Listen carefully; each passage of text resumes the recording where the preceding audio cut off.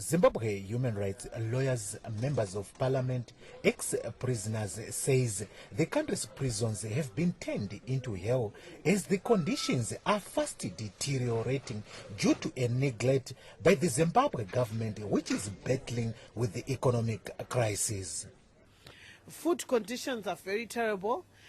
Because the food that is prepared there is not suitable for human inhabitation. And I even think that even if you give a dog the food that is served at the female prison in Chikurubi, a dog won't even eat that. Because during tea time, you just give him boiled water.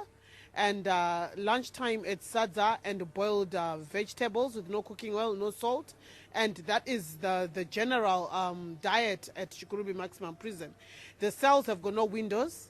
And when it's raining, the rain actually goes through the cells. And the toilets in the cells, there's only one toilet in a cell that accommodates 50 people, and it has no flushing water. In 2015, at least 5 prisoners were left dead after hundreds of inmates protested over poor living conditions and poor diet at the country's largest prison, the Chikurubi Maximum Prison in the capital city, Harare. Treatment of prisoners by the prison authorities. Some complain of assaults, some complain of being insulted or generally humiliated. So those are things that can be monitored, and the appropriate authorities should take action against those being accused of perpetrating violations against the prisoner.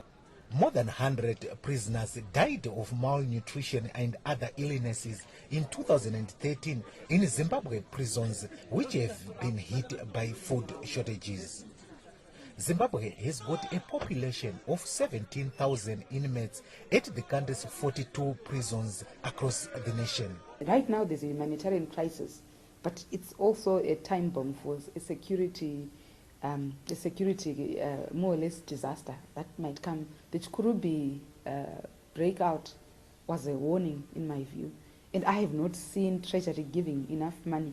Up to now, even in the last budget, the money that prisons needed to tighten their security and to rehabilitate their infrastructure, and also to solve the issue of crowding, because crowding is a security risk even in itself. No money was allocated for that.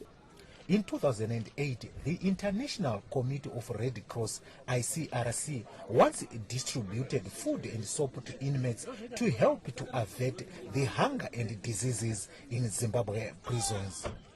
Pindai Due, Harare, Zimbabwe.